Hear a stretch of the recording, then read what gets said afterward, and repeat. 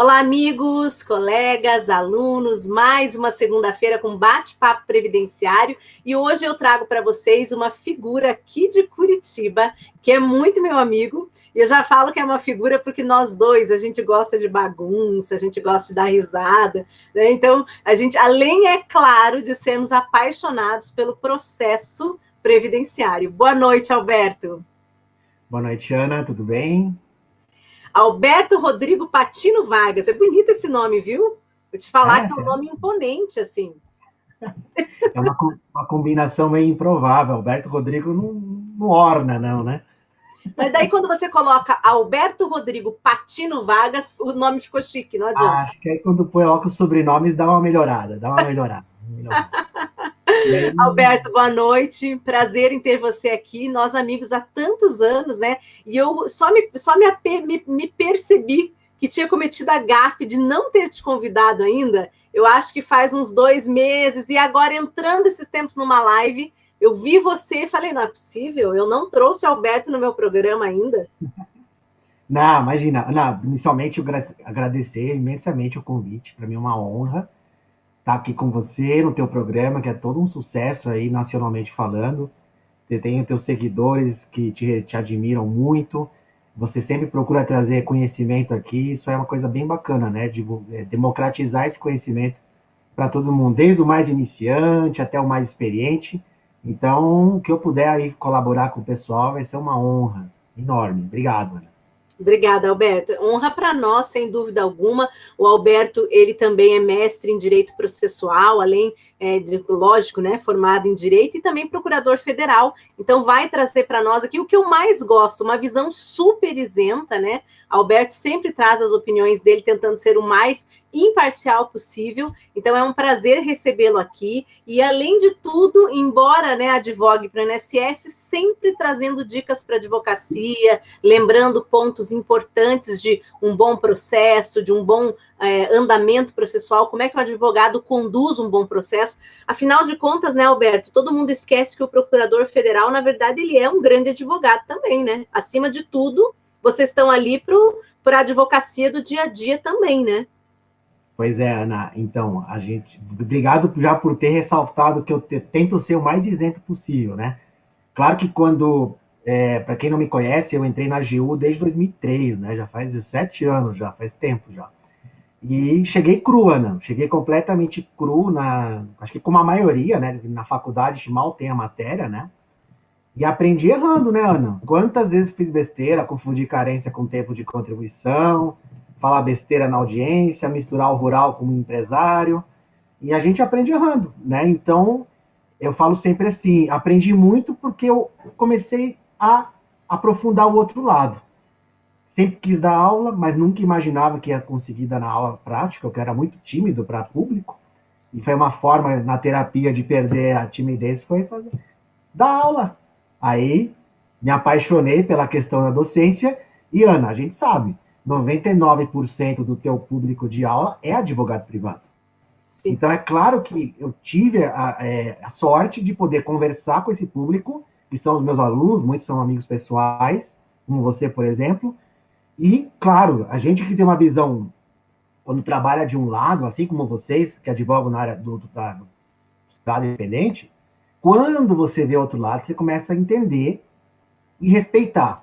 Você pode não concordar, porque é natural que a gente seja mais influenciado pelo nosso dia a dia. Eu sempre falo assim, Ana, veja, a Constituição ela obriga o contraditório no processo. Nós temos que ouvir os dois lados, porque o juiz vai ter que se posicionar. Então é claro que para mim chega aqueles casos, Ana, fraude, questões complicadas que você fica duvidando de todo mundo, mas não é assim que funciona. Como o INSS trabalha com milhares, milhões de processos, não é todo mundo que frauda, não é todo mundo que erra propositadamente. Então você começa a relativizar, mas porque começa a ver o outro lado. Por isso que você falou uma coisa interessante, eu te parabenizo, obrigado mesmo. Porque eu falo sempre para o meu aluno assim, Ana, você tem que saber o outro lado, justamente para se preparar para fazer uma melhor defesa do seu cliente. Porque, Ana, os nossos processos, eles terminam no Supremo. E se termina no Supremo, nós temos que saber como desconstruir a tese da parte contrária. porque vai ter o debate nas questões constitucionais. Então, o advogado não pode só saber a parte dele, como defender o cliente dele. Ele tem que saber também entender, não necessariamente concordar com a parte contrária, mas com a técnica, com a qualificação, saber desconstruir e mostrar para o juiz que a tese dele é a melhor para aquele caso. Então, é fundamental conhecer esses lados, inclusive da magistratura também, por que o juiz se porta daquele jeito, e através disso tentar no debate fazer valer a tese, né? Então... Com certeza, não tenho dúvida. E assim, acho que é uma colocação importante também para as pessoas não virem com um preconceito, né? Eu sempre falo, às vezes a pessoa ela tem um preconceito, ele é procurador, então não vai ser importante. Esses tempos eu vi até uma coisa absurda, uma pessoa falando assim, eu não vou assistir um curso de um colega também que é procurador, que é muito meu amigo, né? Até posso falar porque o Fred é muito meu amigo, Frederico Amado, e aí uma pessoa falou assim, quem é que é o advogado que vai querer aprender com o procurador? Não, muito pelo contrário, eu acho que o advogado tem que querer aprender com os dois lados, para aprender exatamente isso que você falou, e enxergar também outras oportunidades, outras opções, né, Alberto? Eu ia até comentar, minha vida mudou muito quando eu passei a sair da advocacia, e eu tinha uma visão muito restrita, e isso às vezes acontece com o advogado. Como a gente está sempre defendendo um dos lados, o advogado ele acaba sendo muito parcial, né? Ele defende com muito amor, mas também com muita paixão. A paixão, ela cega, você não acaba não dando o melhor de si. Quando você consegue observar a situação de um lado um pouco mais imparcial, você fica mais inteligente também. Não estou dizendo que o advogado não seja, mas o meu público aqui está acostumado, eu falo muito isso. Quando nós observamos os dois lados, nós temos mais condições de argumentar. E o argumento nos ajuda, né, a ser mais inteligentes, mais ardilosos, às vezes até mais persuasivos no nosso trabalho, quando nós conseguimos entender aquilo que a outra parte está dizendo. Até porque para desconstruir, eu preciso primeiro compreender, como você falou, né? E aí, deixa eu aproveitar aqui, mandar um super abraço, já tem um pessoal conosco aqui, já estamos com 51 pessoas agora, vai aumentando. Aqui, Andréia de Paula Rodrigues, boa noite, Andréia. Vicky Nascimento, nossa consultora de vendas. Edi Arnaldo Franco. A Fernanda Helene, a Fernanda que é aqui. A Fernanda está sempre também aqui nas coisas aqui da OAB, esteve no seu último congresso que foi feito aqui no Sul. A Carol Esprícigo, que é de Florianópolis. A Márcia Roqueto, que é nossa aluna. A Viviane, nossa coordenadora do Rio Grande do Sul. A Luísa Pereira Chardozin. Luísa, um abraço, tempo que eu não te vejo. A Bruna Correia Ortiz, a nossa querida coordenadora aqui de Florianópolis. A Luciana Galo, a Flávia Queiroz, a Isaura Gouveia, a Denise Quintanilha, Elaine Jouber Saraiva Amaral, sempre conosco. A Silvânia, lá do Minas. Chiquinha Nascimento também, querida, um grande abraço. Aqui, o Gilberto falando aqui, ó. Boa noite, o Gilberto, nosso coordenador também. Acredito em mais, três, né? Como que é? 3 lados. Nosso da advocacia, do INSS, na visão da procuradoria, em especial, e da magistratura. Uma boca para falar menos e 2 ouvidos para ouvir mais. Muito bom, Gilberto, exatamente isso, né? A gente vai aprendendo com o tempo a ouvir mais, falar menos, aprender mais com as pessoas, isso é muito bom. Porque a gente vai aprendendo também, e olha, eu falo isso de cadeira, Alberto, porque eu já fui muito parcial, muito apaixonada pelas minhas discussões. Quando eu leio as minhas peças do início da advocacia, eu falo, gente, menos mulher. Eu me doido, eu também. E eu vejo e falo assim, nossa, eu sou bem melhor agora, graças a Deus. Que bom, né? Que bom, Alberto, que a gente pode olhar para o passado e dizer isso, né? E acho que sou uma professora muito melhor agora também, graças a Deus também, que a gente pode melhorar sempre.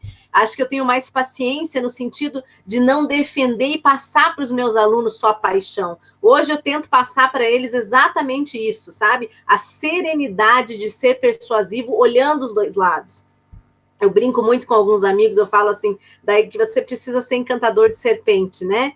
Você tem que entender o risco que você está correndo, analisar todas as estratégias para poder ser persuasivo naquela que mais te interessa. E isso não deixa de ser um certo encanto que a advocacia tem. Mas ela exige paciência, ela exige calma, ela exige estratégia, né? Ou aquela coisa impulsiva não funciona praticamente para nada na advocacia, essa é a bem da verdade, né? Claro que nós não podemos ser mornos, né? Não dá para ser morno, não dá para deixar as coisas passarem, mas também não dá para ser muito impulsivo, muito cheio de amor, ódio, né? Não dá. Essa é uma grande verdade, né? Aqui eu quero mandar também para Mari Boza, que Mari, querida, há um tempão que eu não vejo ela, está aqui com a gente, a Cibele Soares, a Simone Santos, nossa coordenadora, Fabrício de Castro, Vera Lúcia, Meire Moreira, Genilson Lopes, Fernanda Helene aqui falando, ótima analogia, é por aí, né? A Luísa Pereira Chardozin mandando abraço para mim, obrigada, Luísa, eu estava sentindo sua falta, faz tempo que eu não te via.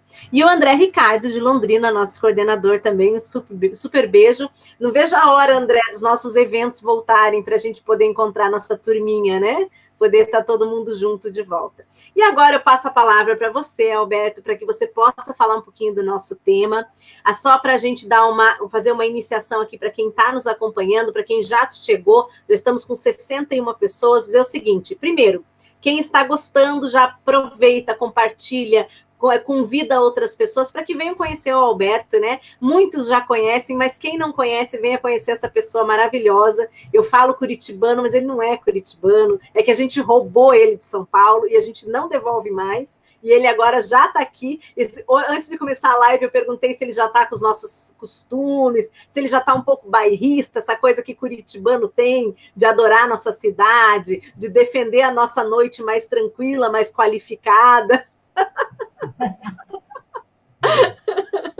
A noite curitibana tem esse encanto, não tem, Alberto? É mais tranquilo que São Paulo, mas ela é bem qualificada também.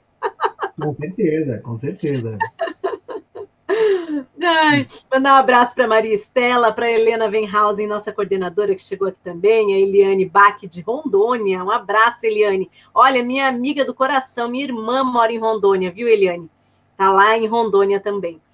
E aí, então, agora eu passo a palavra para que o Alberto fale um pouquinho do nosso tema. A gente vai falar de execução de sentença. É um tema que a gente gosta muito. A gente tem tratado bastante aqui no programa, inclusive. O professor Sérgio Jeromes é nosso diretor de cálculos, já trouxe esse tema algumas vezes, pelo viés do cálculo, claro. Mas hoje a gente vai tratar, não vai ser pela questão de cálculo. Hoje nós vamos falar de processo. E o Alberto vai trazer para nós as questões que nós demos o nome até de implicações processuais, que é porque a gente quer tratar do problema mesmo, né? Como é que executa? O que a gente faz? Especialmente no cumprimento de sentença no Juizado Especial Federal, onde aí eu acho que posso falar sem erro, né, Alberto? 90% dos casos, eu acredito que estão no que eu chamo de feudo, que é o juizado, né? Que tem alguns defeitos, algumas coisas boas, mas processualmente falando, para a gente que gosta de processo, ele é muito limitador. E eu queria que você falasse um pouquinho, sabe? Para quem está começando, nós temos muitos alunos da pós também, então falar um pouquinho. Primeiro, o que é executar uma sentença? Na época, quando eu fiz faculdade, Alberto, ainda a gente tinha processo de execução, processo de conhecimento, né? Era outro mundo. E aí eu quero que você fale um pouquinho para o nosso público, afinal de contas, o que é uma execução, em que momento eu passo a chamar de execução, mas eu só vou me preocupar com a execução na hora da morte, ou eu me preocupo com ela desde a petição inicial, eu tenho que já saber que eu vou ter que executar aquilo que eu estou pedindo. Então eu passo a palavra para você, para que você nos fale aí um pouquinho desse tema, que é tão, muitas vezes, relegado pelos advogados, mas, afinal de contas, quando a gente executa mal, Alberto, significa ganhar e não levar, né? Exatamente. Bom, então, antes que... Eu conheço quase 70%, 80% do pessoal do chat, Ana. Então, não estou em casa, estou me sentindo em casa, mas tem muita gente que vai me conhecer, mas enfim. Pessoal... Eu só quero te falar que se você ficar muito em casa, eu vou trazer algumas memórias. Ah, não! Não faça isso. Não. Passado é passado. Que vive de passado é museu, mas o passado faz a gente rir bastante, viu? Mas eu vou ficar quieta por enquanto e vou deixar você falar da matéria. Eu sei o que você fez no verão passado, né? Tipo assim, né? Nesse caso, em alguns. Mas então, pessoal, olha, só para situar, eu vim aqui como convidado da Ana e vou falar como professor, mas eu vou aproveitar da experiência que eu tenho na Procuradoria, porque uma diferença que eu sinto na minha posição, que eu tenho um pouco mais de sorte nesse momento, é que todas as teses todas as implicações que talvez você nunca tenha se deparado, eu já vi. Porque eu recebo 50, 80 impugnações por dia, então eu tenho certeza que algum advogado nunca se deparou com essa tese, porque não chegou o momento ainda para você. Não chegou a discussão. Então eu levo todas essas discussões para os meus alunos. E aí, como eu também já dei aula em faculdade, Ana, eu parei faz menos de 2 anos. Para mim, aluno era tipo meu filho, né? Eu queria que ele sofresse um pouquinho para ele dar valor no futuro às coisas, né? Então a gente mostra, veja, eu impugno, quando eu estou procurando a procuradoria, vocês vão ver eu falar aqui muita coisa, mas eu vou impugnar, porque estando lá, eu vou defender o meu cliente. Meu cliente é a Fazenda, é o INSS. Mas como professor, não. Como professor, eu vou passar as visões que existem e vou mostrar como evitar a impugnação. Como evitar a impugnação na execução. Mas para entender a impugnação na execução, vamos entender o processo. Veja, pessoal, a gente sabe que desde o tema 350, repercussão geral no Supremo, o Supremo falou o seguinte, né, repercussão geral do tema 350, que para entrar com pedido de benefício na via judicial, tem que ter o prévio requerimento na via administrativa. Então ele está dizendo o seguinte, olha, colega, é imprescindível que você se qualifique como atuar no processo administrativo. E aí, quando você tem essa resposta do Poder Judiciário, você começa a falar o seguinte, mas o processo administrativo, ele é importante? Ele é fundamental no previdenciário, ainda mais depois dessa decisão. E vou mais além. Na Constituição, lá no artigo 5º, ela fala assim, que serão assegurados o contraditório, e essa palavra eu vou falar muito nessa live aqui com a Ana, contraditório é o que define a execução, vocês vão ver por quê. Serão assegurados o contraditório e ampla defesa no processo judicial e administrativo. Então, o Supremo falou assim, quer pedir uma aposentadoria na justiça? Primeiro vá para o INSS no processo administrativo. Aí vem a questão, nós estudamos o processo administrativo lá na faculdade? Com certeza não. Previdenciário, então, de pior ainda. Você acaba aprendendo isso na prática, fazendo muita besteira no começo, ou na pós-graduação, ou estudando por conta própria a IN e o decreto do INSS. E aí, você vai perceber com o tempo que o advogado, antes de tudo, quando ele vem com a palavra processo, tem que lembrar de uma palavra, estratégia. O que é estratégia? Qual processo eu vou usar para este caso? Vou trabalhar o processo administrativo até as últimas consequências, ou eu vou utilizar o processo administrativo para me propiciar depois aí para o processo judicial? Digo isso porque quantos questionamentos os senhores se deparam no dia a dia que na justiça o entendimento é mais gravoso que o próprio Conselho de Recursos da Previdência Social. Exemplo, se você questiona uma questão do seguinte, da seguinte naipe aqui, comercialização do produtor rural. Você sabe que na justiça, no juizado especialmente, embora não seja um precedente vinculante, há uma jurisprudência forte falando que o valor da produção do trabalhador rural segurado especial pode descaracterizar. Vocês devem ver isso em audiências, quando se pergunta qual era o valor da produção. E aí, muitas vezes, o juiz julga improcedente por causa disso, porque ele entende que não é um segurado especial, entende que é um contribuinte individual, e como não recolheu, não consegue o benefício. Mas, quando você pensa em recurso administrativo, quando você pensa em processo administrativo, aí nós vamos o seguinte, o colega já deve ter lido a IN 77 no artigo 39. E o artigo 39 fala claramente lá no parágrafo 1º que o valor da produção não descaracteriza a condição de segurado especial.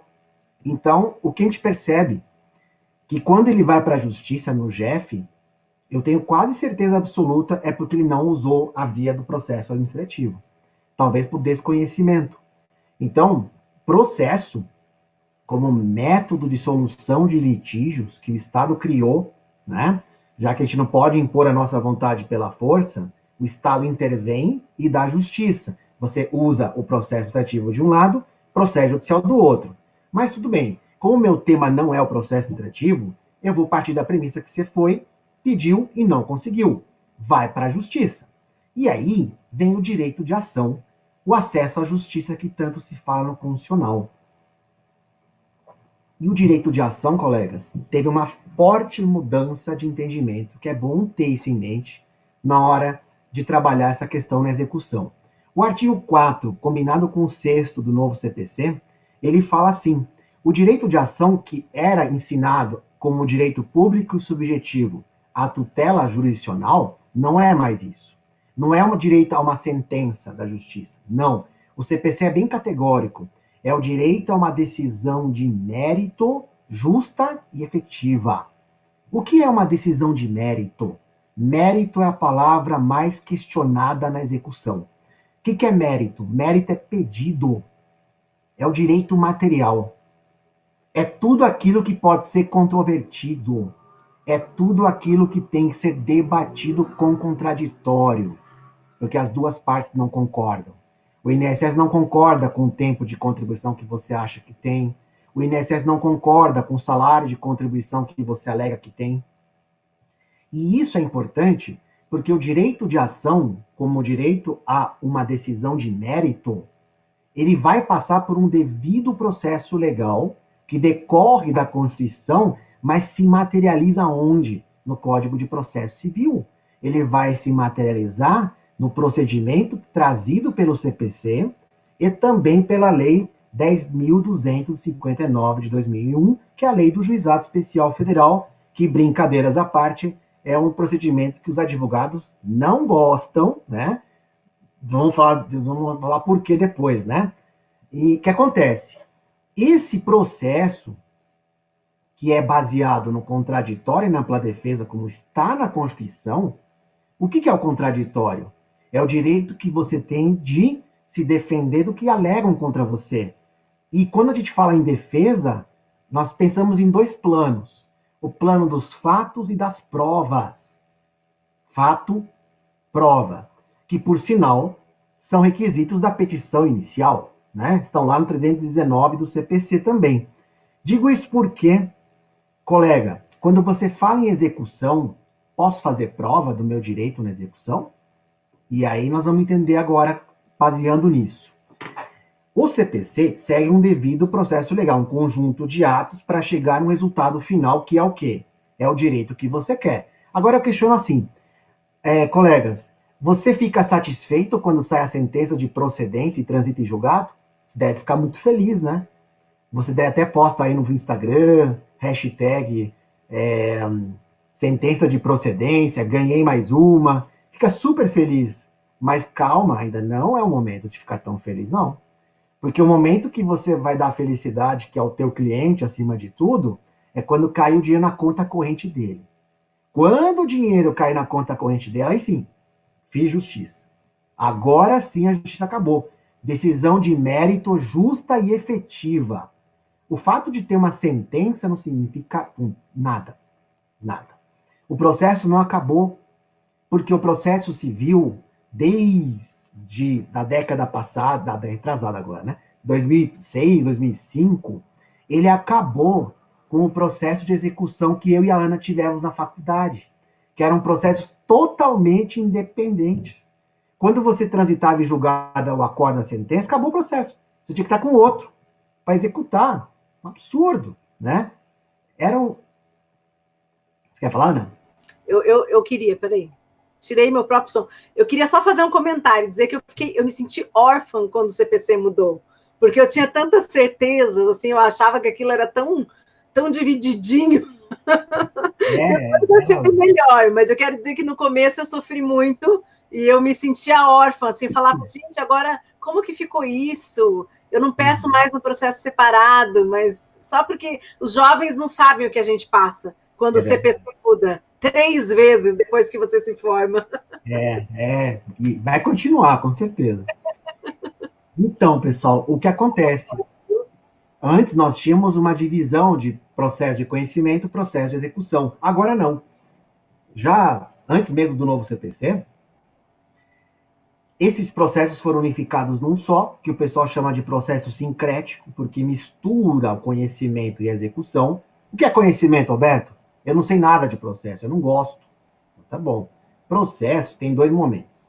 O momento onde o juiz não sabe quem tem razão, não sabe quem tem o direito, onde as partes só alegam e provam, e o juiz decide, porque com base no que vocês alegam e no que vocês provam, os dois lados, né? O juiz decide. Agora, um segundo momento do processo é o momento da realização do seu direito. É tornar ele verdadeiro, real, palpável, materialmente falando. É o cumprimento dessa sentença. Então, nós temos dois momentos no processo. Fase de conhecimento, como diz o nome, conhecer o direito. Eu não sei se você tem razão. E é por isso que, neste momento, o contraditório é amplo. É amplo por quê? Porque você pode fazer todos os meios de prova, artigo 369, 371 do CPC, e também, se você não conseguir o resultado esperado, você tem todo aquele conjunto de recursos do CPC. Haja apelação, haja agravo, haja embargos, extraordinário, especial, N coisas que você pode ver. Ao passo que, superado essa fase de conhecimento, ou seja, agora sabemos quem tem direito, e agora eu vou partir da premissa que o segurado ganhou, que o advogado tem um título executivo, o nome desse acórdão, sentença que transitar em julgado, é um documento que vai legitimar a execução, e ele é chamado de título executivo, judicial, porque derivou de um ato judicial. Vamos agora tornar esse título, que é uma mera declaração de direito, real. Vamos tornar ele real, de acordo com o CPC. Vamos para a fase de execução. E aí começam os problemas. Né, Ana? Posso começar ou você quer... Não, pode começar. Eu estou dando risada aqui no inbox, eu vou te contar por quê, porque você sabe que eu gosto de dividir, né? Porque você não recebeu, não chegou a tempo, né? Não chegou ainda na sua casa, mas vai chegar a caneca do bate-papo, ó. Oba! Tá? E você vai receber. E os meninos aqui, o Bernardo e o Lúcio, deixa eu ver se tem mais alguém, Bernardo e o Lúcio, eles estão dizendo aqui que eles estão morrendo por causa dessa caneca, ó, que é muito linda do bate-papo, dá uma olhada, ó. Bate-papo entrevista, que tem a lente de uma câmera, que é a logo do programa nesses 2 anos, né? E aí eu tô rindo muito dos meninos, que eles falaram que eu tomo bem devagarinho, que é para provocar. Um abraço pro Bernardo. Eu tava fazendo assim, ó. Alberto, como é que eu tava fazendo? Só para mostrar, né?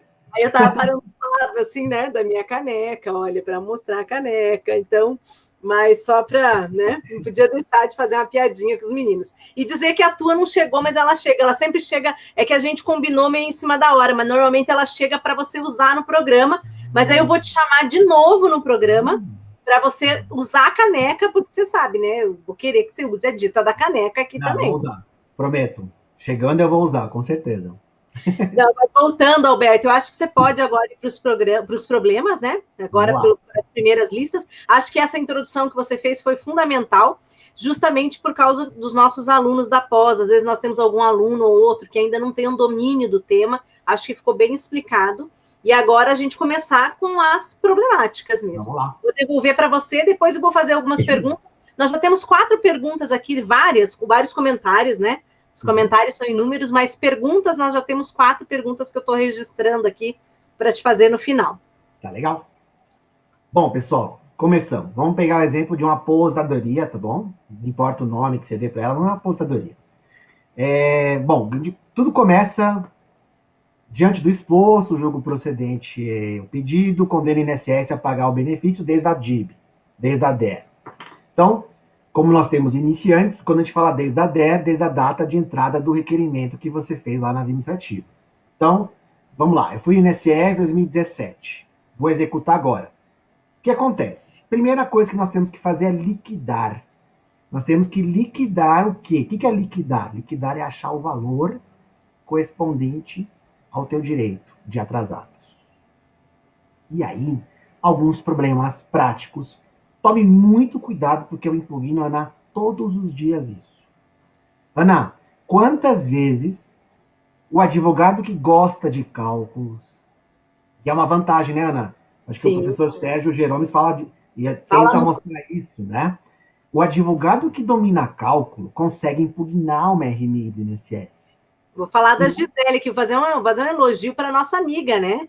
Que eu brinco que ela é fria calculista. Tomara que ela esteja assistindo, senão amanhã eu vou mostrar essa parte para ela. Mas a Gisele, eu tenho uma sorte no escritório. Eu não sou apaixonada por cálculo, Alberto, mas eu aprendi. Eu trabalhei com a Cláudia, então, como você deve imaginar, fazer cálculo é uma obrigatoriedade lá, né? E eu não gostava. Em 2008, quando eu fui trabalhar com ela, eu tinha pavor de cálculo. Saí de lá em 2010 quase uma calculista. Eu sabia calcular no Excel, fazer até planejamento no Excel, porque lá é uma condição sine qua non. Mas depois, Alberto, para minha sorte, né, eu brinco que eu casei com a Gisele no sentido profissional. Porque daí a gente abriu o escritório e eu nunca mais precisei fazer cálculo, porque ela faz, né? E aí, para o meu azar, porque a vida não é fácil, o Roberto, no passado, deu uma missão. Renovar os cálculos do IEPREV. Eu falei, euzinha? Ele falou, não, você vai coordenar os trabalhos. E aí eu chamei o Sérgio para ser diretor, para renovar os nossos simuladores, e o Sérgio me botou para trabalhar, não deixou só eu olhar, não.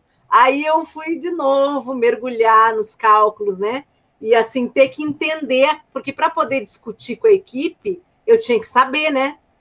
E aí, então, novamente estava eu, mas olha, eu vou te falar, como é bom a gente aprender cálculo para poder discutir execução.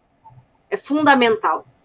Então, eu vou te dizer que tenho falado muito isso, eu sempre falei para os alunos da necessidade. Eu conto um caso clássico, já contei na tua frente uma vez, de um cliente que perdeu aí quase 400 mil reais por causa de uma renúncia feita em juizado equivocadamente.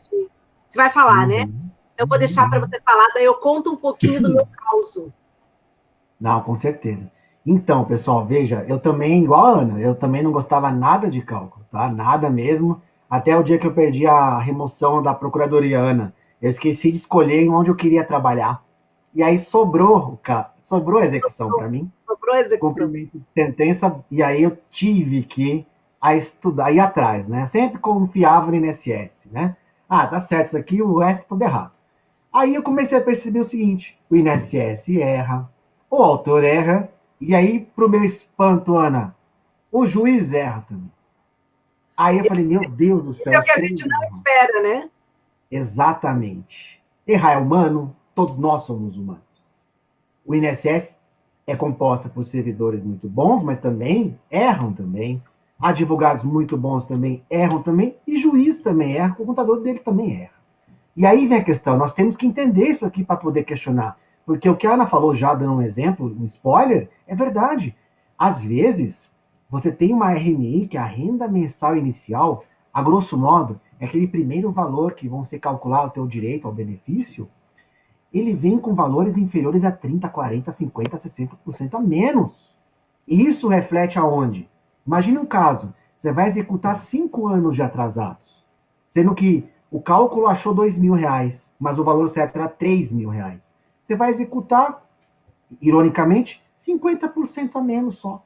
Sim. Só 50% a menos. 50% a menos que não é só para o teu cliente que é prejuízo, é para você, para advogado. Porque você também vai sofrer os efeitos dos honorários advocatícios em cima dele. Então, é fundamental o advogado entender como funciona essa lógica de formação do valor do benefício. E aí, claro, se você puder, se você gostar, ótimo. Se não, invista num ótimo sistema de cálculo e ainda assim, né, aprenda a alimentar o sistema de cálculo. Porque o cálculo não erra, porque ele é matemática. O que erra é quem alimenta. Essa tua colocação foi excelente. Primeiro, quero mandar um abraço para o marido que está aqui, ó.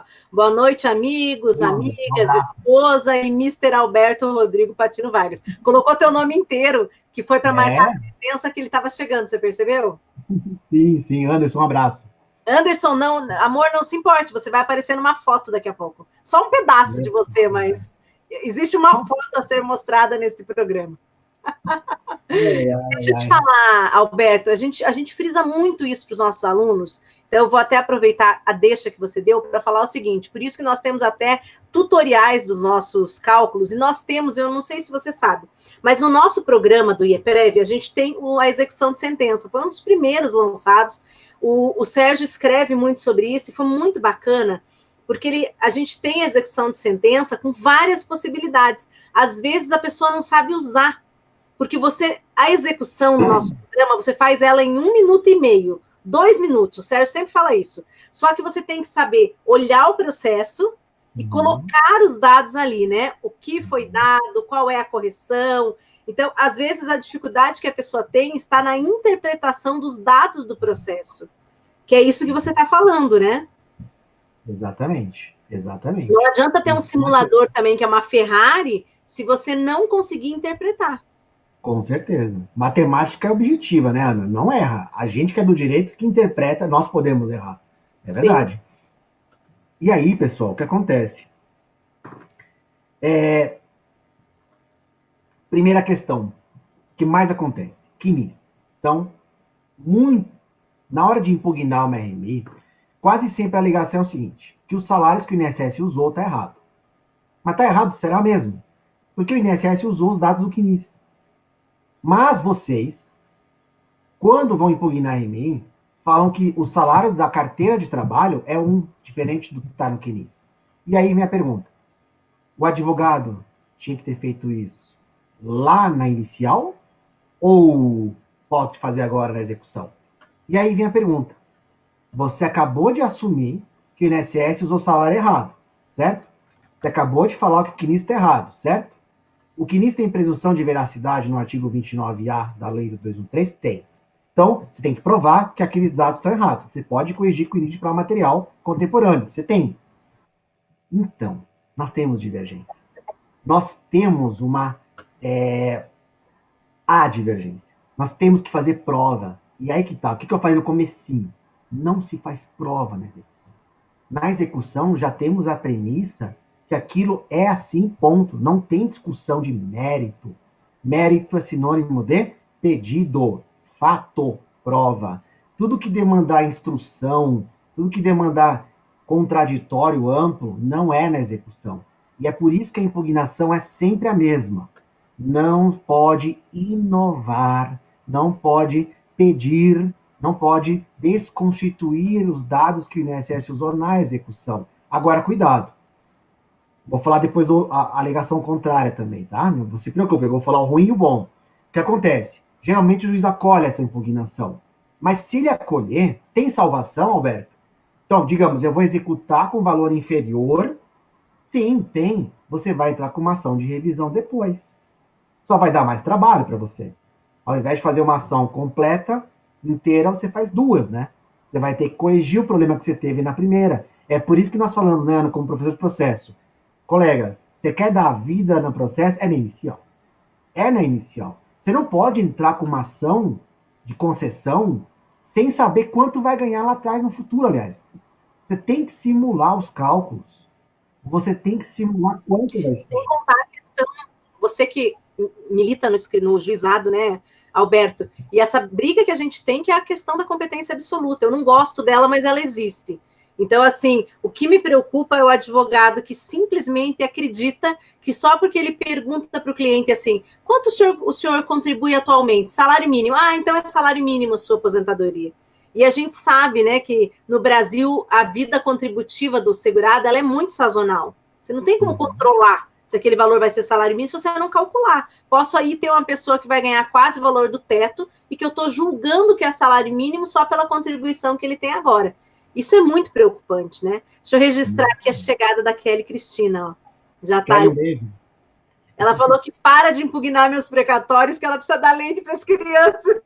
Eu acho que eu nunca impugnei, tá? Tá, Kelly? Nunca impugnei os teus, não, eu acho. Kelly, me conta, porque se ele te impugnou, te fez algo no processo, quero contar aqui publicamente. E eu tenho fotos comprometedoras do Alberto para depois, só para dizer isso. Jesus Cristo. Então, pessoal, veja uma coisa. Se vocês alegarem, comprovarem que o salário não era aquele que está no CNIS, o juiz, se não acolher essa questão, tá? Vocês vão ter que entrar com uma ação de revisão depois. Porque não tem coisa julgada, né? Porque você pode discutir isso, porque durante a ação você não questionou isso, tá? Então não haveria coisa julgada. Então, posso entrar com uma ação de revisão. Mas para que fazer isso? Por isso que a gente fala, antes de fazer uma ação, você tem que fazer o quê? Filtrar o CNIS. O que é o CNIS? Cadastro Nacional de Informações Sociais, onde está todo o histórico contributivo dele, salários, vínculos, etc. Sim. Se tiver algum erro, tem que corrigir já. Isso na fase administrativa já, né? Evitar o máximo da judicialização. E você tem que entrar com a ação na justiça com o CNIS filtrado, corrigido. Com todo respeito, Alberto, eu vou dizer o seguinte, que o advogado, quando ele tem preguiça, olha, eu posso falar porque eu já sou, agora eu estou ficando mais velha, Alberto, a gente já pode dar conselho para os nossos seguidores, entendeu? Eu estou gostando de ficar mais velha para poder dar palpite na vida alheia. Eu sempre esperei por esse momento. Então, eu quero dizer o seguinte, o advogado não pode ser preguiçoso, né? Eu fico chocada, e vou falar porque, assim, ó, como eu estava julgando o processo há muito tempo, eu fico chocada, Alberto, quando o advogado não sabe qual é o ponto controvertido da demanda. Sabe, quando sai a sentença, ele recorre de tudo, porque ele não sabe o que ele ganhou e o que ele perdeu. Isso me deixa, assim, chocada, eu vou te falar. Mas pior do que isso é quando o advogado entra com a petição inicial e não sabe o que ele quer. Ele não sabe quanto o cliente dele vai receber. Ele não olha o CNIS, isso que você está falando é super importante, né? Quais eram as parcelas que ele, no caso, contribuiu, salários de contribuição de toda a vida dele contributiva, se estão certos, se não estão, se teve equiparação lá numa ação trabalhista, se isso foi colocado, se isso não foi. E eu fico chocada que as pessoas, elas agem com isso, assim, com uma certa naturalidade. Ah, eu não sei, o INSS vai calcular depois. Eu peço para o meu inimigo calcular, com todo respeito a você que está do outro lado, né? Mas como é que eu peço para a parte contrária me dizer qual é o meu direito? É o cúmulo da preguiça. Hoje, com esses programas de cálculo, eu não estou falando só do IEPREV, né? Claro que eu vou puxar a sardinha para o nosso lado, nosso programa é muito bom, foi um dos primeiros, né? Hoje a gente tem novos, tem aí os mais recentes, mas os nossos está entre os primeiros que foram lançados aí em 2004, imagina quanto tempo faz. 2007, perdão, 2007 o nosso programa. Mas aí o que é preciso dizer é o seguinte, não dá para ter preguiça, né, Alberto? Não tem como ter sucesso junto com a preguiça. Eles não têm como caminhar juntos no direito previdenciário. A gente pode ter sorte em direito indenizatório, a gente pode ganhar percentual bom em cima de direito agrário, com todo respeito às pessoas que mitigam lá, mas você vai ganhar percentual em cima de algo que é intangível, que você faz uma demonstração e o resto é intangível, mas no direito previdenciário não existe nada intangível, concorda comigo? É tudo milimetricamente controlado, desde a prova, o exercício da atividade, a questão do direito aplicado contemporâneo, até o momento em que eu calculo minha RMI, meu salário de benefício. Com certeza. Com certeza. E aí, né, pessoal, quando a gente fala do CNIS, você pode encontrar outros pedidos no CNIS. Por exemplo, o INSS, numa competência, não computou o salário concomitante. E daí, quem já está um pouco mais avançado, né, Ana, sabe que existe uma revisão das atividades concomitantes. Veja, o CNIS pode te trazer várias ações, aspas, que ao invés de você fazer uma ação por vez, você faz tudo de uma vez só. Ao invés de fazer 5 processos, 4 processos, faz um só. Então, dá trabalho. E é por isso que você tem que cobrar bem, né? Tem que ser valorizado, porque o trabalho do advogado não é fácil. O cara que faz certinho, esse negócio de CNIS dá trabalho para o advogado. Fazer essa filtragem do CNIS. E aí, por que eu estou falando isso? Porque lá na frente, como nós falamos, o INSS vai utilizar o CNIS como base de dados se você não questionou. E aí pode acontecer a seguinte questão. Ana, o advogado filtrou o CNIS. Ele entrou com o CNIS bonitinho na ação. Só que durou 3 anos a ação. 3, 4 anos e veio para executar. E aí, Ana, aquela formação de RMI que ele tinha, a estimativa, veio menor. E ele, mas não é possível. Deixa eu ver os documentos que o INSS juntou. Vamos ver o histórico de cálculo, o SCAL do INSS. Vamos ver os documentos do INSS. Ué, mas o salário estava errado. O CNIS muda. O CNIS, pessoal, não tem dados definitivos para a vida inteira. E aí tem uma discussão grande. Quando, durante o processo judicial, os dados do CNIS foram alterados, salários foram alterados, vai ter impacto no valor da RMI. A pergunta é, o direito do segurado se baseia na data do ajustamento da ação, aos dados do CNIS da época, ou na data que o INSS implantar o benefício? Isso é uma discussão muito interessante, porque os dados do CNIS não têm presunção absoluta, é só relativa. Vocês sabem que pode mudar com uma declaração simples da empresa, uma GFIP, pode mudar um monte de coisa durante esse processo. E aí a gente fala assim, Ana, quer evitar essa discussão? Então, uma providência que poucos fazem, Ana, é juntar o CNIS na inicial, como um documento útil, para que lá na execução não se discuta. Porque aí, pessoal, nós temos que usar uma legislação das mais interessantes que nós temos hoje no Brasil, pouquíssimo utilizada, que é o artigo 24 da LINDB, da Lei de Introdução às Normas do Direito Brasileiro, que fala que eu tenho que levar em conta a época dos fatos. Veja, quando eu fiz o planejamento previdenciário, quando eu falo eu, leia-se você, né? Quando vocês fizeram o planejamento previdenciário, foi com base naquela realidade. Questiono os senhores, se a sentença foi procedente, não deveria ter o INSS concedido o benefício de 2016? Naquela época, quando o CNIS tinha aquelas valores? Sim, mas agora que você ganhou na justiça, 4 anos depois, mudou. Se o INSS tivesse feito na época certa, não haveria essa discussão na execução. Você estaria recebendo o benefício com base naqueles valores daquela época. Então, essa é uma providência muito interessante. Então, vocês têm que juntar o CNIS no ajuizamento para que não se alegue surpresa na execução, tá? Porque o processo, me perdoe um pouco da profundidade do termo, ele é declaratório. Quando o juiz julga procedente, ele declara uma situação que já existia. Isso que é declaratório, retroage tudo. Então, você tinha direito em 2016, então é com base naquela época que eu vou calcular o teu benefício, e não com base no que é hoje. Caso contrário, eu já não prejuízo para o segurado. Mas o problema é assim, né, Ana? Quem não juntar o CNIS em 2016, consegue o CNIS hoje de 2016? Acho que não, né? Não consegue, né? Não consegue mais. Não. E aí, veja que é um documento... Exatamente isso. Como ele não é um documento constitutivo, ele é um documento declaratório, eu não gravo momentos dele, né? Eu tenho ele somente versão atual.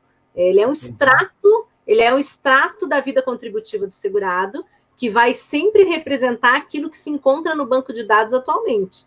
É exatamente isso. Então, se eu não retirar, é o que eu falo do laudo SAB, por exemplo. O laudo SAB é um documento que você não tem muito controle sobre ele, né? Ele é um documento que ele não pertence ao segurado, isso fica muito claro nas instruções normativas do INSS, ele não é um documento que pertence ao segurado, ele representa um procedimento. Então, eu costumo também sempre fazer a cópia do laudo SAB, juntar ela dentro dos autos, porque se, por exemplo, o INSS, ele dentro das formalidades dele, por exemplo, de benefícios anteriores, ele não colocar todas as perícias agrupadas, eu não tenho como obrigar. Ele é um documento que voluntariamente o INSS me cede, contando todas as perícias que foram realizadas pelo segurado. Mas você concorda comigo? Aí eu te remeto uma pergunta também. Você concorda comigo que se o INSS quiser juntar somente a última, ele pode juntar somente a última? Se ele quiser, perdão, Ana. Se ele quiser juntar somente o laudo SAB da última perícia, ele poderia? Deveria juntar tudo que tiver disponível no banco de dados. Teoricamente, essa é a resposta. Teoricamente, né? Uhum. Mas assim, mas não é obrigado a juntar todas, digamos assim, porque quando eu tenho várias perícias, eu tenho perícias que são de outros NBs também. Uhum. Só que quando eu pego as telas do laudo SAB, acaba que por uma desventura para o INSS muitas vezes, ou para o segurado, eu tenho lá o registro de todas. Né? Mas ele não seria obrigado, porque ele não é um documento constitutivo. Exato. Ele é um documento do procedimento do INSS, né? Como ele age ali durante a gestão do benefício, mas não é documento constitutivo. Do mesmo modo que nisso, se ele não é constitutivo, você não tem, a parte não tem a obrigação de manter dentro dos seus quadros, e não tem a obrigação de manter ela contemporânea. Em 2016 ela era assim, em 2017 ela era assado, em 2019 ela era diferente, né? Exatamente isso. Então, assim, a cada momento em que ele é alimentado, ele passa a ser um documento. E isso exatamente. É complicado, né? É. E você vê, né, assim, essa discussão acontece muito, pessoal, bastante mesmo. Ana, me permita responder a pergunta da Carol? Carol, claro, da Esprícigo. Ela fez um comentário assim, ó. Faz um processo só dependendo do tema. Se tiver algum que vai ficar suspenso, melhor fatiar. Pensa, Carol, veja. Isso, realmente, eu entendo a tua preocupação, né? Porque, infelizmente, na matéria previdenciária, nós temos muito sobrestamento, né? Mas, Sim. pessoal, isso aí o CPC resolve, tá? O CPC tem resposta para isso. O sobrestamento, o próprio STF fala disso. O sobrestamento, a TNU também tem entendimento de questão de ordem sobre isso. Eu não Sim. lembro o número de cabeça. O sobrestamento só atinge a parte específica, tá? Então, assim, você pode continuar o processo na parte que não está objeto do sobrestamento. Você pode ter tanto o processo sobrestado, esperando julgamento, e já executar. Porque a execução não pressupõe tudo, mas pressupõe a parte que já acabou o processo. A parte incontroversa, né? Eu acho Exatamente. que é o 1657, será? Não me lembro de cabeça agora, Ana. Eu vou olhando enquanto você fala ali. Mas é porque a gente tem essa previsão ela é boa porque, inclusive, quando há o sobrestamento, caso ele seja equivocado, Carol, né, Alberto, e ele seja total, tem um momento certo para a gente se manifestar sobre isso, e o CPC traz essa previsão, inclusive, havendo sobrestamento equivocado da totalidade, você pode interpor uma petição, que é uma petição de distinção, que eu chamo, é quase o distinguish, né? O distinguish normalmente é para dizer, a minha tese não é igual à tese sobrestada, mas também eu posso usar o mesmo artigo do distinguish para dizer, olha, você está sobrestando o meu processo completo e o sobrestamento ele é parcial. E isso funciona muito bem, né? Tanto que você falou. Eu não lembro o número da TNU, sabe? Eu tô meio por fora, ó. Eu preciso voltar para a advocacia, Alberto, gente. Eu vou bater lá na sua porta para você me, sabe, para dizer, ó, me dá um treinamento rápido aí, porque eu fiquei 5 anos fora da advocacia, só dando aula. Mas vamos então. Então, pessoal, e aí você vê, eu acabei falando do CNIS, de uma atividade concomitante, a pessoa tem 2 vínculos simultâneos e um deles não está no CNIS. Aí, eu poderia questionar isso em execução? É a mesma coisa. O INSS está no CNIS? Não. Então não concordo, certo? Você vai mostrar uma coisa que o INSS não está lá e não vai aceitar. Tem discussão? Tem. Tem contraditório. Tem prova? Tem. Não cabe na execução. A pergunta é a seguinte: tem que fazer prova de um fato controverso? Tem. Não é na execução. Aí só te resta fazer de novo a mesma coisa. Entrar com uma outra ação de revisão, nesse caso, para provar que tinha um vínculo simultâneo. Agora, vou passar para o outro lado. Saí da procuradoria, não sou juiz, agora eu vou ser advogado. O que eu faria se fosse eu, né, que gosta de processo? Muito bem.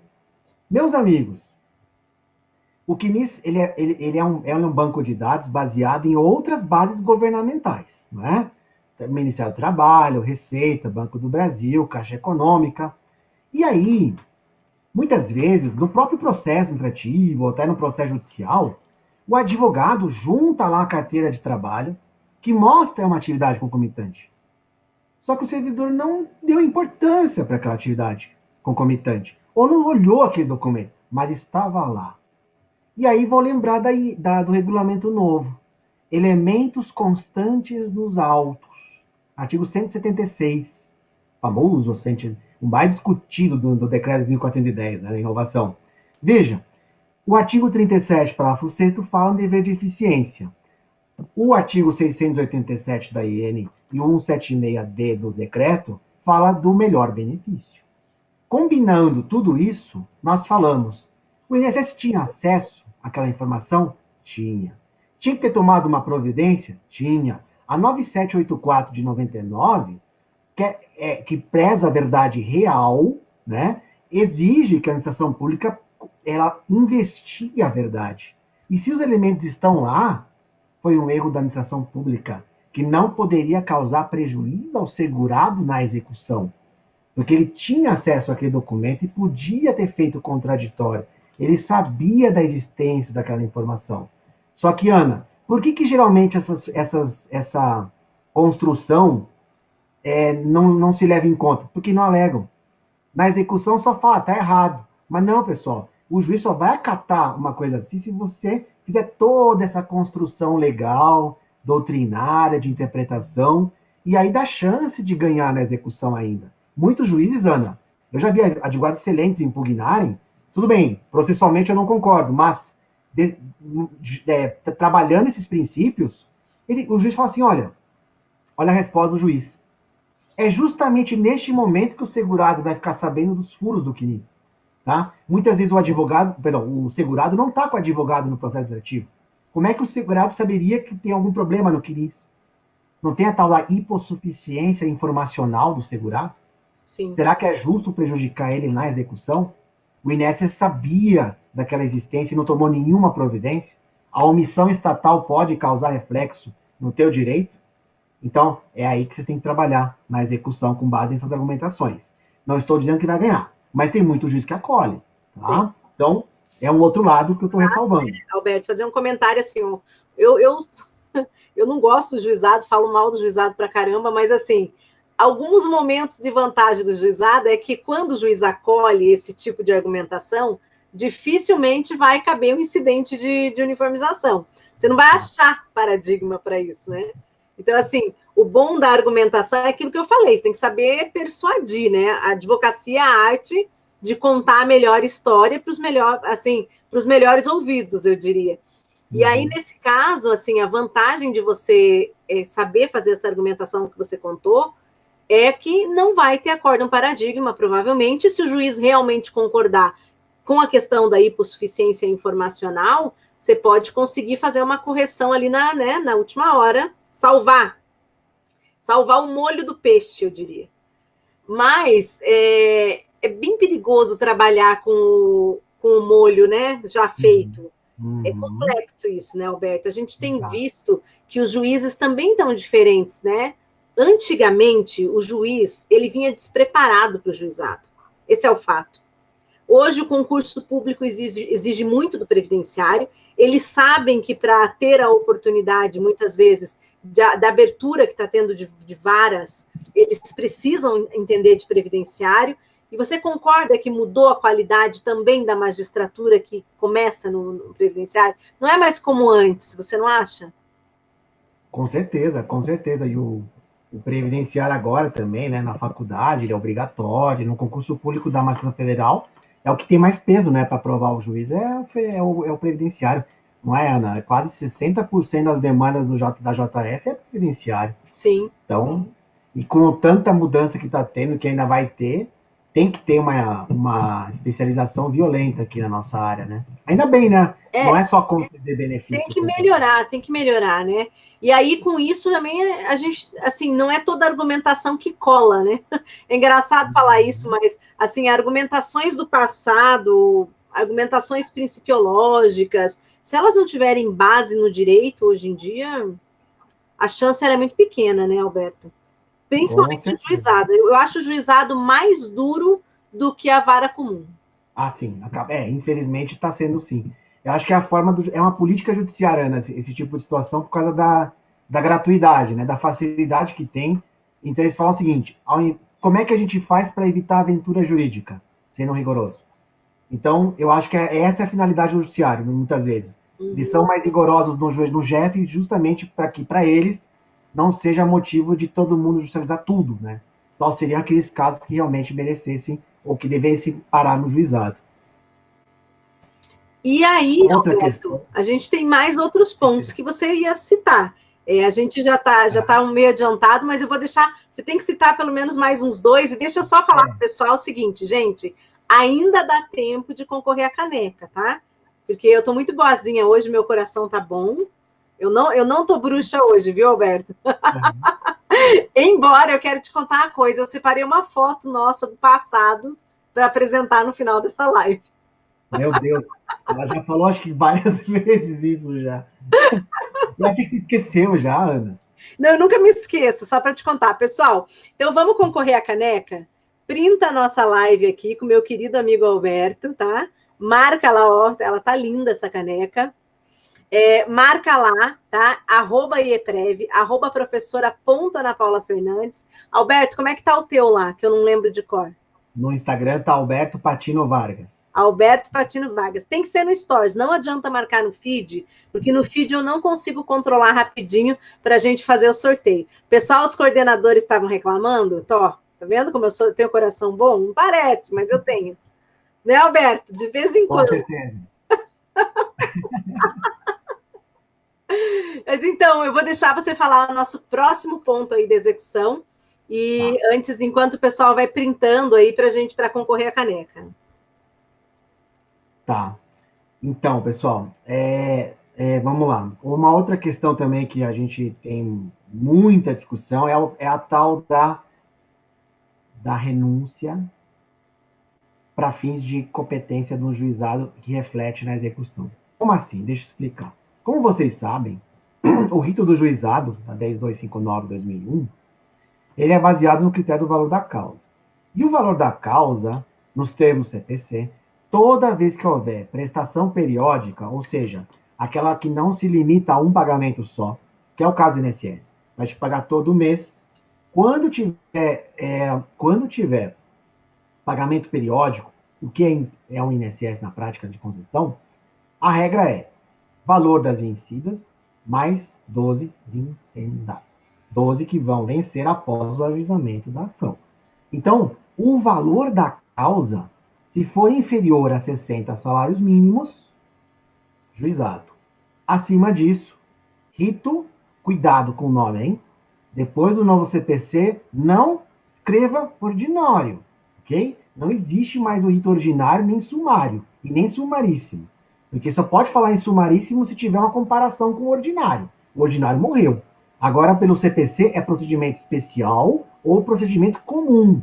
Especial, no nosso caso, a gente não usa, né? Monitória, possessória contra o INSS, não vai usar. Então, só tem procedimento comum no CPC. Quando não é procedimento comum, o comum era o antigo ordinário. Quando não é comum, é o rito do Juizado Especial Federal. Muito bem. Pessoal, qual o problema aqui? Vocês, com certeza, juntam aquela declaração do seu cliente, renunciando o que excede 60 salários mínimos. Mas o que acontece mesmo? Muitos não têm noção dessa renúncia. O que é renunciar 12 vincendas? E aí, pessoal, sobre esse tema das 12 vincendas, nós temos que estar atento ao IRDR 2, para quem está na 4ª região especialmente, IRDR 2, Incidente e Resolução de Demandas Repetitivas, 2, do TF4, e o tema 1030 do STJ em repetitivo. O que é isso? Vamos dar um exemplo. Quando eu entrei com a ação, o valor da causa era 100 mil reais. 100 mil reais. Ora, está muito acima do teto do juizado de 60 salários mínimos, certo? 60 salários mínimos, me corrijam, dá 62 e pouco, eu acho, né? 62 mil alguma coisa. Se você renunciar, olha lá o que você está fazendo já, né? Se você entrar no juizado, porque é de graça, que eu tenho medo de perder a demanda, eu mesmo não tenho confiança na tese, o pessoal entra.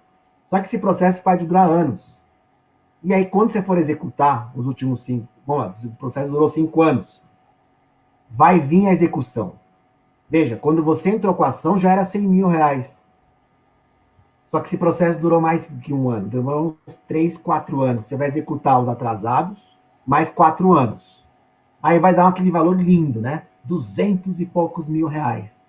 Nossa, vou ficar aquela alma aqui nesse processo. Aí você vai executar tudo e vai tomar uma surpresa no cálculo. Por quê? Vai aparecer, não sei, de cada região tem um tipo de cálculo, mas aparece ou da Justiça ou do INSS. Valor devido, 200 mil reais. Valor após renúncia, 93 mil reais. Não, no nosso aparece pior, aparece assim, valor bloqueado, me dá tristeza aquilo. Aqui tá aparecendo muito assim, né? Valor devido. E aí, o que acontece, Ana?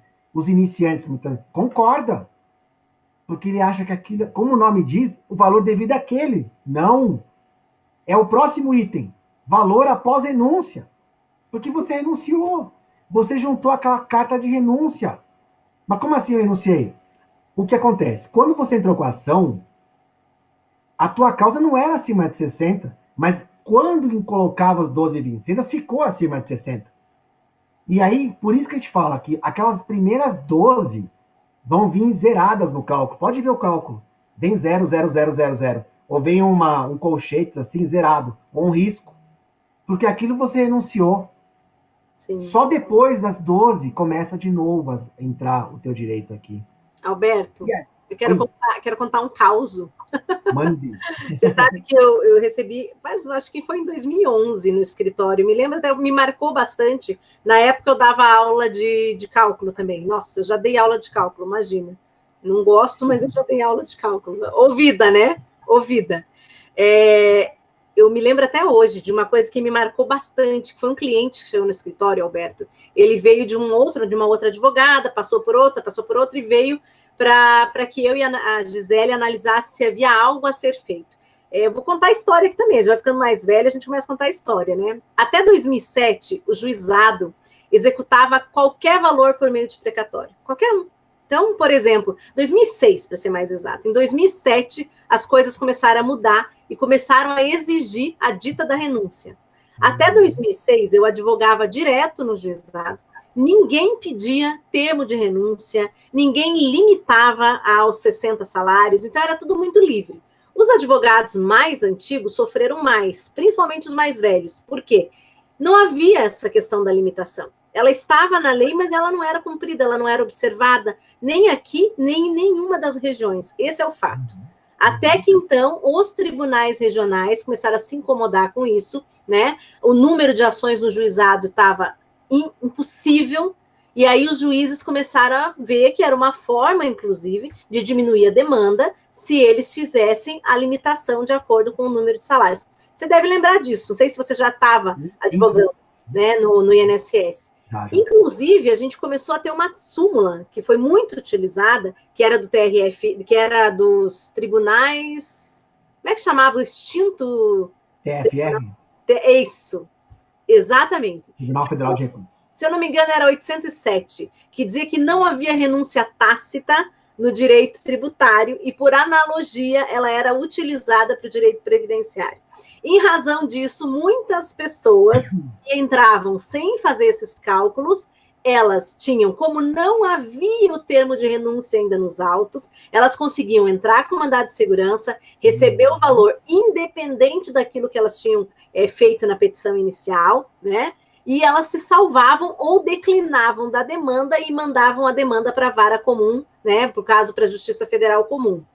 E isso foi uma realidade até 2006. Eu me lembro, em 2007, houve uma reversão nesses posicionamentos, o termo de renúncia ele virou obrigatório. Daí eu trabalhei muito tempo atrás, trabalhei também na Justiça Federal. No início, quando eu era assistente de juiz, a gente não exigia termo de renúncia, não estava naquele nosso checklist inicial. Em 2007, ele foi efetivamente colocado naquele checklist inicial. Então, você protocolava uma petição, se você não renunciasse, ao longo do processo, alguém te lembrava disso, e aí você tinha que pensar se aquele processo ia ou não ficar no juizado. Por que eu estou fazendo essa historinha? Para dizer o seguinte, nem sempre foi assim. Então, houve uma dúvida razoável, e você ainda conversa com professores, com advogados mais antigos, que falam, não, eu entrava no juizado, era qualquer valor. Não, a lei sempre foi dizendo que a competência era absoluta. O fato é que o juizado não cobrava isso das pessoas. Não. Só foi virar obrigatório em 2007, 2008 em diante, né? Aí, depois disso, Alberto, eu, em 2011, recebi um processo desta época, 2009, mais ou menos, advogada recém-formada, mas já tinha diversos processos dela, que ela tinha ingressado chutando o valor da causa, até que ela pegou desse cliente em especial. O cliente era bancário, gerente de banco, salário no teto, uma vida inteira, tá? Era a história de doer mesmo, tá? Salário no teto, uma vida inteira.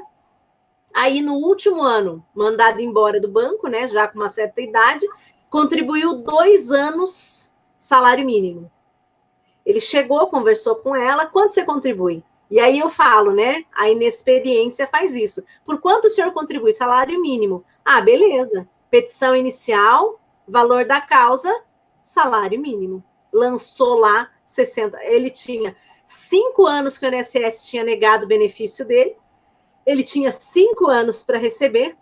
Ela não observou colocando as 12 vincendas, ela já tinha que ir, independente que fosse salário mínimo, ela já tinha que ir para a turma ordinária, porque só de atrasados ela já tinha 5 anos, né? Que já ia dar os 60 salários. Ela também não observou isso. E aí, então, o salário dele, que tinha ficado com aposentadoria de teto, aproximadamente teto, um pouquinho menos, e ela jogou no juizado. Mas ainda, Alberto, eu vou te falar da empáfia e da arrogância que às vezes acometem o advogado. Eu acho que a gente, como professor, tem que fazer esse comentário aqui.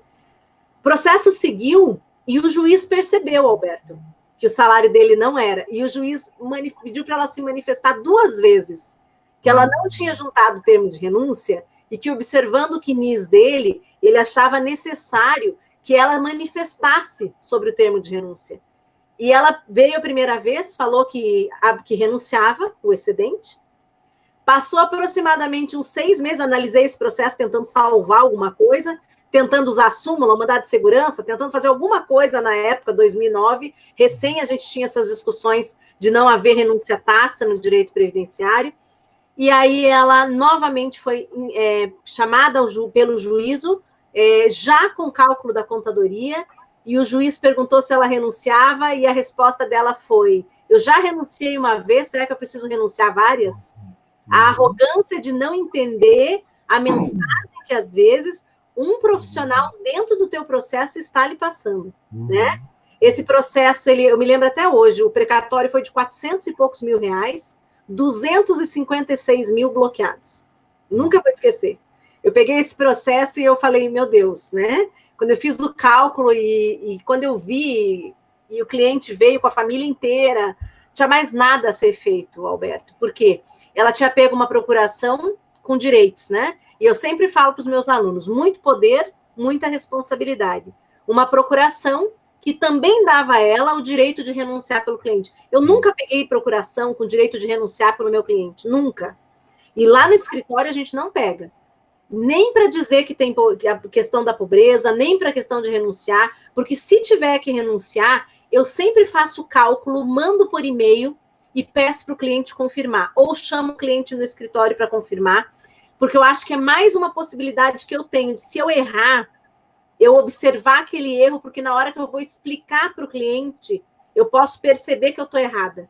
Quando eu pego a procuração com muitos poderes, Alberto, eu acabo no piloto automático achando que eu posso renunciar, que eu posso fazer, sem, às vezes, o devido cuidado. Contei essa história para você porque foi muito triste. Essa pessoa trabalhou uma vida inteira no banco, no final da vida foi mandada embora, trabalhou fazendo contribuição de salário mínimo e perdeu 256 mil reais por causa de uma procuração de renúncia assinado por uma advogada. Ah, eu tenho direito de regresso contra a advogada? Tem, mas a guria não tinha de cair morta, acabou recém-formada, não tinha nada, ele nunca vai receber. Esse processo corre até hoje. Gerou também uma reclamação direta na OAB, a OAB até hoje ainda não julgou esse processo, deve julgar, o resultado não deve ser bom para ela, mas não vai, nada disso vai devolver ao cliente, né, aquilo que ele perdeu.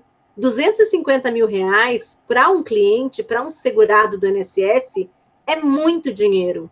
Exato. Leva muito tempo para recuperar esse dinheiro na vida. E se a pessoa não tiver um trabalho, não tiver se mantido no ambiente de trabalho, não tem como recuperar. E tudo isso é falta de calcular.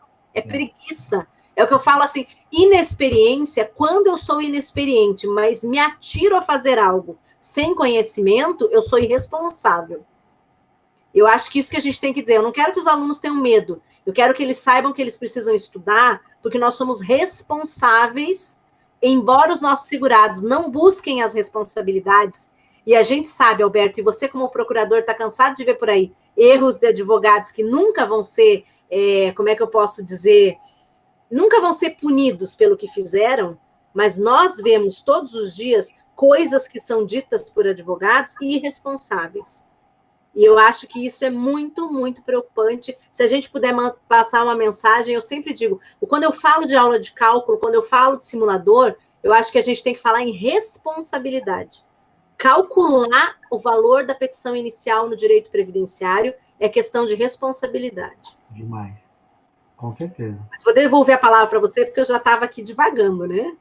Não, mas foi ótimo o teu relato, porque tem que mostrar que isso não é uma coisa teórica, isso acontece todos os dias, infelizmente. Mas, pessoal, aproveitando o gancho, ainda tem como escapar disso? Tem. Veja, a Ana trouxe uma situação interessante. Embora não haja precedente vinculante, tem FONAGEF, o enunciado FONAGEF, não me recordo o número também, e eles seguem a Justiça Federal, ainda segue, Ana. Renúncia tácita não é admissível.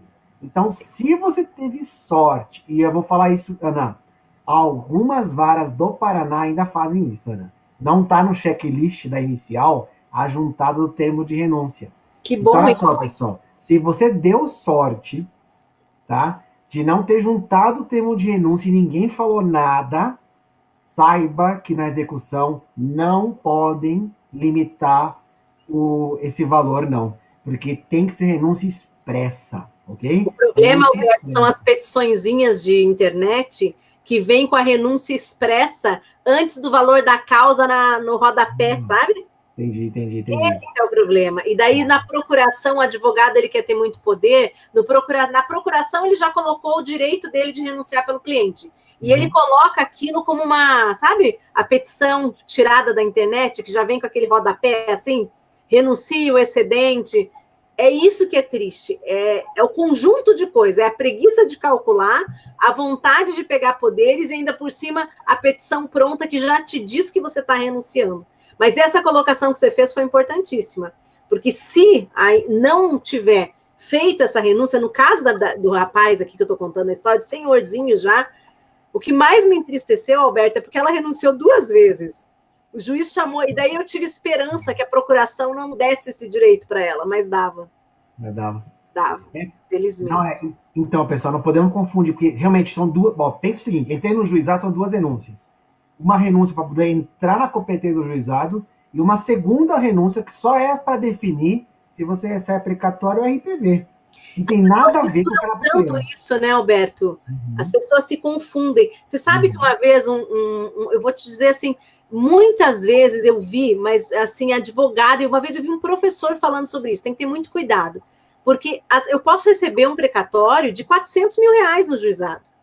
E tem gente que entende que não, eu não posso, mas claro que posso. Pode. Eu só não posso ingressar com uma ação que já tem um valor superior a 60 salários na data do ajuizamento, né?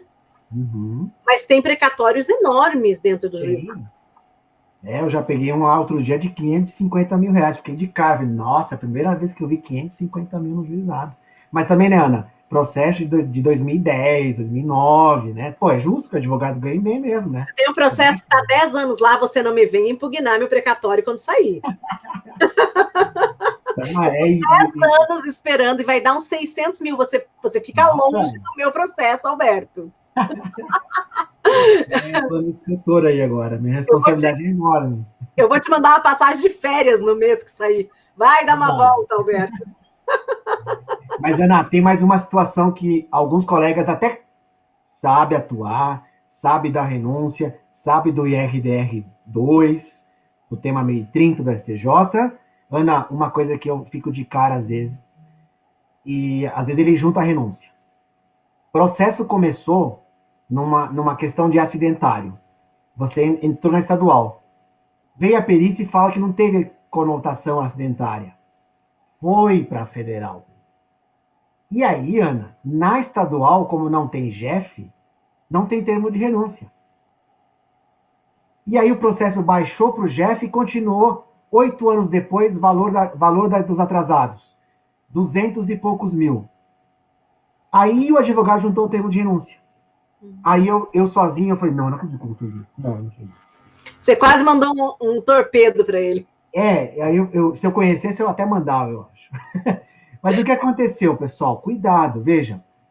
Quando o processo começa na estadual, há uma proibição da lei do JEF que não pode ter rito do JEF na estadual. Então, não haverá o termo de renúncia que no JEF se exige. Quando ele vai para o rito comum, ele vai para o JEF, enfim, lá vai... Aí que tá. Se o juiz não exigir, na hora que baixa os autos na federal, o processo está sem renúncia. Você vai executar tudo. Você vai executar tudo no final. Se houver impugnação, você fala, a renúncia tem que ser expressa. No caso, não foi. Tacitamente, eu não quero, eu quero tudo. Então, é por isso que os procuradores, hoje, Ana, estão no nosso checklist de contestação, está aí. Verificar termo de renúncia. Inclusive, a Procuradoria gestiona com a federal para que coloquem em checklist das federais também e confiram como exigência inicial o termo de renúncia, para evitar situações como essa. Tá? Então, veja bem, lembre sempre de uma coisa, renúncia tem que ser expressa. Caso contrário, você nem pode entrar no juizado. E aí, Ana, se me permite mais uma, só para soltar a vontade. Imagina. Só para soltar a vontade, o tempo eu já vi que o tempo está acelerado aqui, né? Só mais uma, pessoal. Veja que a execução das aulas que eu tenho aí, pessoal, por aí, a gente fica 12 horas falando de problemas. Eu tenho uma relação de 30 problemas de execução. Hoje eu só falei 2 até agora. Vou falar mais uma, só para provocar os colegas a estudar mais, né, Ana? Porque eu vi que você gosta também de dar chacoalhada no teu aluno para estudar mesmo. É isso que eu faço a mesma coisa. Eu gosto de chacoalhar para mostrar o seguinte: se você acabou o dia e fala, nossa, achei que sabia, não sei, parabéns, está no caminho certo. Alberto, eu não sei nada. Você sabe que eu entrevisto aqui, eu vou te contar. Além de coordenar pós e tudo mais, e julgar processo, eu via quando eu não sabia nada, sabe quando? Lá no julgamento. Meu Deus, lá no julgamento eu sabia o quanto eu não sabia nada, mas eu sempre reconheci isso. E o pessoal que estava junto com a gente também, porque assim, na hora de julgar, Alberto, que chega o processo, cada hora com auto de infração diferente, fiscalização diferente, prova diferente, argumento diferente, falava, gente, não sei nada disso, tem que estudar. É uma loucura. Mas, assim, é um bom reconhecimento saber que a gente não sabe, né? E eu pego no pé dos meus alunos, porque eu falo para eles assim, carinhosamente, eu brigo, eu pego no pé, eu fico brincando com eles que se eles não vão para a aula, eu vou jogar uma praga para eles passarem vergonha com o cliente, sabe? Mas é sempre carinhosamente que eu falo assim, é melhor eles saberem que é difícil, para eles se prepararem bem, do que eles acharem que é fácil e que vão chegar lá e vão arrasar. E não é verdade, né? Muitas vezes a gente é arrasado no processo. Então, a gente tem que estar preparado para estudar sempre para não ser pego de surpresa. Com certeza. Com certeza. Ana, mais uma que eu vou soltar aqui. Vocês já tiveram a planilha de cálculo do INSS ou da Justiça, onde o teu cliente, você foi lá executar os 5 anos de aposentadoria dele, e aí o INSS informa aquela mensagem que você não queria ouvir. Qual? Comunicamos ao implantar o benefício que a pessoa já está recebendo o auxílio-doença nos últimos 2 anos. Ah, eu tenho uma vontade de chorar quando isso acontece. O teu cliente, claro, não te contou, obviamente, né? Você fez uma programação de executar 5 anos atrasados e agora vem a pergunta: pode descontar isso na execução? Pode. Veja, não vai entrar, não dá tempo de falar a questão de meta, mas pode porque a lei permite, né, que não pode acumular esse tipo de benefício. Está lá no artigo 124 da 8213. Muito bem. Agora, a questão é a seguinte. Pode acontecer, e acontece, que aquele valor que o INSS pagou naquele período incompatível, que seria com os teus atrasados, foi um valor maior do que implantou o benefício da Justiça. Exemplo, na Justiça implantei uma aposentadoria por idade e deu um salário mínimo. E por algum motivo, não sei o que, tá? Então, um exemplo só. O valor que o INSS pagou de invalidez para ele foi de 1.500, ou seja, mais. Aí vem a pergunta: vocês já tiveram cálculos nas suas planilhas, nas suas não, da Justiça ou do INSS, negativo como devido? Menos 300, menos 200, menos 50, menos 800? Já. Pergunta: pode ou não pode isso? Mas pode descontar, mas pode dar negativo? Processo agora, hein? Aula de processo, hein? Meus amigos, se eu falo em execução, nós temos um credor e um devedor. Muito bem. Se eu tenho um credor e devedor, o credor, obviamente, são vocês. O credor é o que tem crédito a receber e não a pagar, ok? Crédito é quem tem, é o segurado e o dependente que está executando. Então, aí, pessoal, tem um outro IRDR dos mais fundamentais na execução. Todos os dias eu vejo isso e vejo poucos colegas brigar por isso. Veja, é da 4ª região, mas serve de persuasivo para os outros regiões. Embora seja vinculante só para a 4ª região, pode ser persuasivo para outras regiões. Ajuda, né? Ajuda, com certeza. IRDR 14. IRDR 14. O IRDR 14 fala assim, que na hora de encontro de contas, ou seja, na hora que vamos ver se você tem direito ou não, benefício incompatível, tudo bem, não pode dar negativo. Tem que estar zerado. Ana, exemplos, olha só para você sentir o gosto. Vai executar 5 anos de atrasados e o cara recebeu 3 anos de auxílio-doença. Bom, então, o INSS vai dar menos R$500 todo mês. Durante 3 anos, hein? 36 meses. com os 13º, 39. 40. 40 vezes R$ 500 dá R$ 20.000 a menos. Se você aplicar o IRDR que manda ficar zero, não tem desconto de 500 por mês. Por quê? Porque se diz o seguinte, é questão processual. Quem está executando é o segurado dependente, não o INSS. Sim. Quando você permite o desconto negativo, inverte-se os polos. Porque o INSS vira credor e aí é uma questão de legitimação. No juizado especial federal, a fazenda não tem legitimação ativa. É muito juizado. Veja, é uma questão processual discutida em execução. E eu tenho certeza, quando eu falo desse tema, os meus alunos, Ana, muitos ficam surpreendidos e eu falo assim, ó, vou dar mais uma chacoalhada para você. Você tem ideia, colega, de quantos milhões de reais você já perdeu para isso? Quem já está mais tempo já? Quem já está bastante tempo aí, que nunca impugnou o negativo? Com certeza. E é uma questão processual. E é uma questão meramente processual. Não está na lei. É interpretação de processo mesmo. É de dominar processo e gostar de processo. Veja, eu sou suspeito porque eu dou de processo desde que eu me conheço por gente, né? E caí no previdenciário porque, claro, direito material previdenciário, vamos lá, vamos dar o previdenciário na ótica do processo. E aí, pessoal, IRDR 14. Claro que tem muito mais que eu poderia falar, mas só estou soltando uma deixa, né? E veio para mostrar para vocês o quão rico é a execução, né? O quão rico pode ser a execução. Veja, repito, é muito legal falar, ganhei o processo, se é a sentença, o acordo transitor, ganhei. Não ganhou nada. Não ganhou nada. Você só vai ganhar quando cair o dinheiro na conta do teu cliente, na tua conta também. Isso que, eu, infelizmente, né, Ana, pelo tempo, os colegas pediram para falar de honorários, infelizmente não dá tempo de falar. Nós vamos marcar outra só para falar de honorários, Alberto. Sim. Que aí o tema vai pegar fogo. Só sobre honorários, pessoal, eu teria acho, umas 5 impugnações tradicionais do dia a dia para falar. Assim, tem questão do auxílio emergencial, que eu tenho certeza aí, que estão descontando de vocês o auxílio emergencial. Não sei se já passaram por isso. Aqui no Paraná a gente está descontando tudo, né? Mas agora está tendo uma reversão, né? De entendimentos aí sobre isso. Quantas vezes também vocês não falam em precatório complementar? Por exemplo, fiz o cálculo dos atrasados em setembro do ano passado, Ana. Só agora foi para a RPV. De tantas impugnações que tiveram, passou um ano. Aí vem a pergunta, esse um ano está defasado. E aí? Sim. Eu tenho direito a um novo cálculo? Ou uma precatória em cima disso? Veja, é tanto assunto que a gente pode falar, que não dá tempo de falar tudo, né?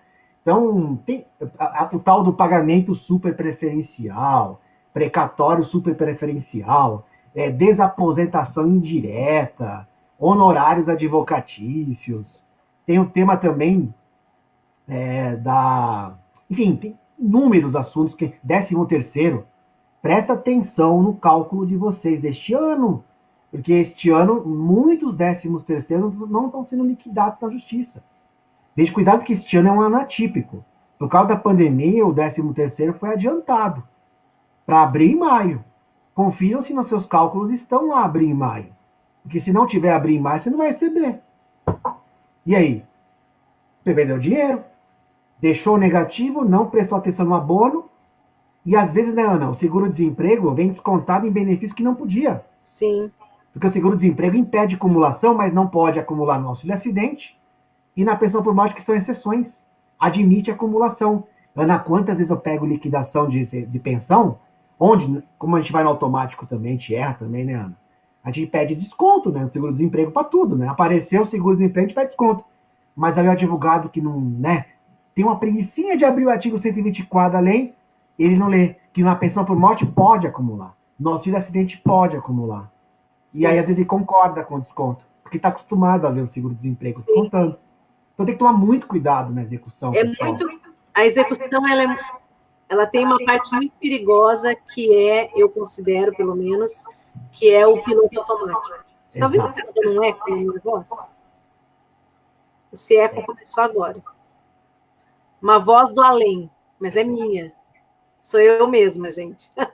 Mas o piloto automático, ele é muito perigoso na execução. E é isso que a gente comentou no começo, né? Não adianta você se esforçar, fazer um processo lindo de reconhecimento do direito e no finalzinho do processo, na hora de executar, deixar as coisas acontecerem de qualquer jeito.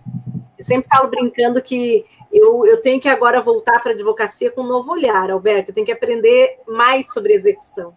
Porque tem umas coisas que eu queria falar e não vai dar tempo hoje. Mas quando você voltar, a gente vai falar, por exemplo, como que eu vou impugnar o cálculo apresentado para a SS, sabe?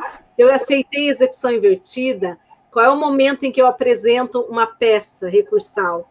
Em alguns momentos não tem recurso, não cabe agravo, cabe mandado de segurança, cabe recurso mesmo, sabe? Então, eu acho que tem umas questões que a gente pode levantar, que o pessoal tem muita dúvida.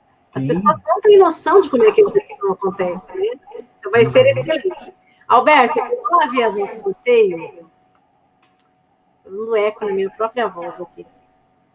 Mas antes eu queria mostrar uma foto. Que foto tá falando? Eu não sei do que tá falando. Eu tô falando aqui assim, dizem que o advogado da INSS, ele é o outro lado da força. Estamos todos no mesmo barco, né, pessoal? Estamos todos no mesmo barco. O sonho... Diz aí, Ana, você como professor também. O professor fica feliz quando vê o seu aluno ganhar. Então, não importa se eu estou na procuradoria. Quando eu vejo o aluno lá impugnar, bonitinho lá, e ganhar, eu fico super feliz. Fico super feliz. Eu sei. Não, mas eu quero saber, assim, quanto da nossa amizade ela pode ficar abalada por causa de uma foto? Não sei.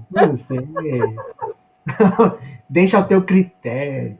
Eu acho que não deveria abalar. Olha isso.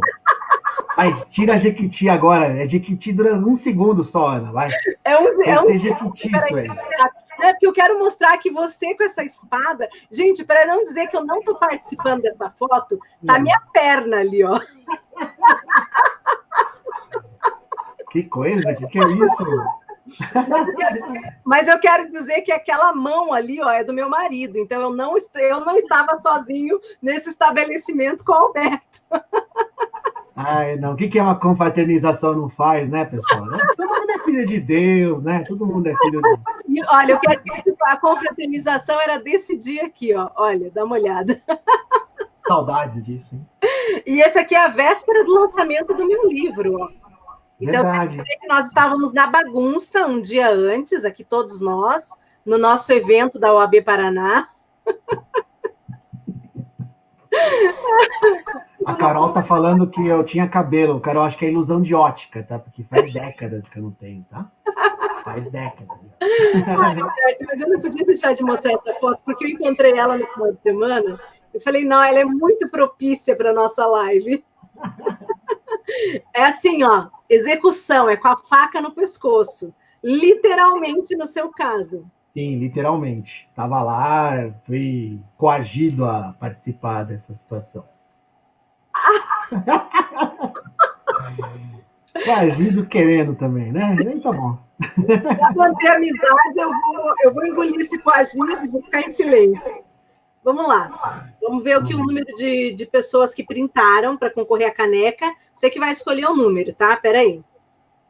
2, 3, 4, 5, 6, 7, 8, 9, 10, 11, 12, 13, 14, 15, 16, 17, 21, 22, 26. 26 pessoas querem participar da nossa caneca. Você vai escolher um número entre 1 e 26.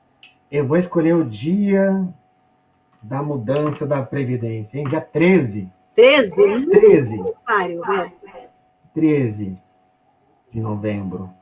Acho que é um ótimo número porque é do meu aniversário.